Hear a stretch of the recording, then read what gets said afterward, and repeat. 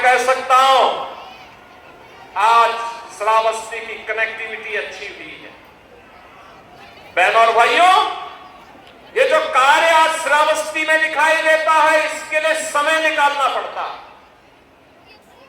समय देना पड़ता है, उसकी समीक्षा करनी पड़ती है, लगातार पैरवी करनी पड़ती है।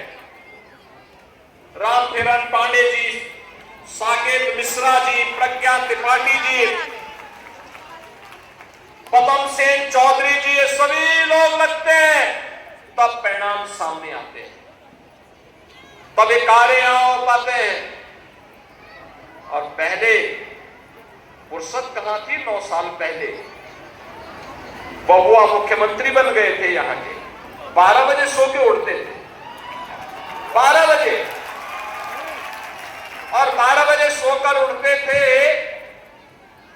2 बजे तैयार होते थे, और फिर चच्चू जब उसको कुछ पढ़ाते थे तब जाकर के वो समझ में आता था। फिर 5 बजते जिम चले जाते थे,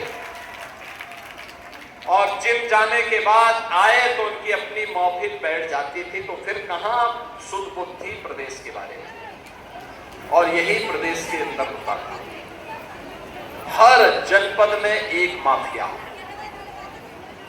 हर थाने में एक गुंडे का कब्जा हो जाता था। तहसीलों में भू mafia, land mafia, sand mafia, one mafia, पशु माफिया, इनका कब्जा हो जाता था।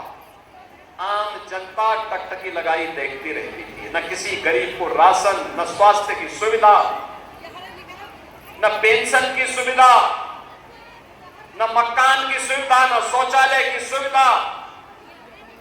नौजवान की नौकरी में सेंध लगाते थे, अन्नदाता किसान को योजना से वंचित करके बदहाल करते थे और कारीगरों को अपमानित करते थे।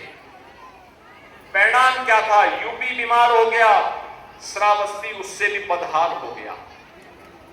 विकास के पायदान पर पिछड़ते पिछड़ते दुर्गति हो गई। जब प्रधानमंत्री जी ने देश के अंदर 100 ऐसे जनपदों की सूची निकाली जो सबसे पिछड़े हैं पूरे देश के अंदर, उसमें से श्रावस्ती भी एक था, और मैं श्रावस्ती भी एक था।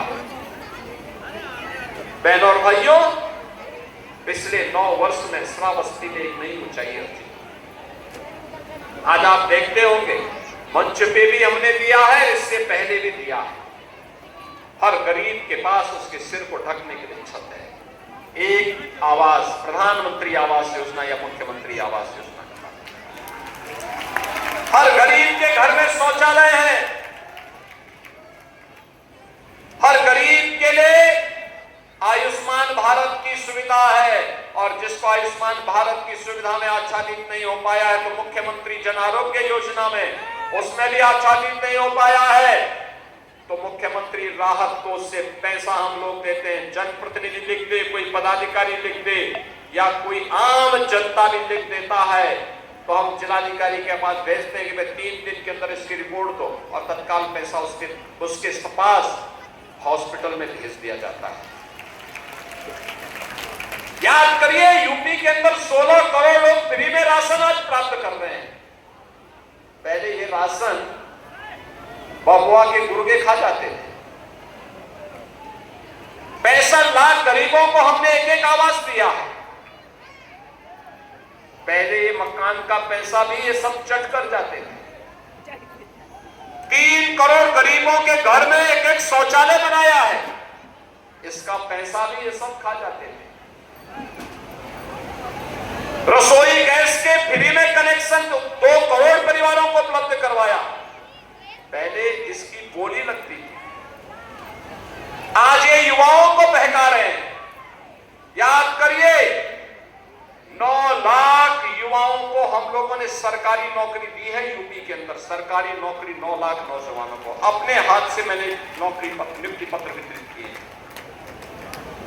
कोई सिफारिश नहीं, कोई वसूली नहीं। पहले नौकरी के नाम पर कोई विज्ञापन निकलता था, चाचा भतीजे की जोड़ी वसूली के लिए निकल पड़ती थी। सिंडिकेट हावी हो जाते थे। श्रावस्ती का नौजवान नहीं आता था, बहराइच का नहीं,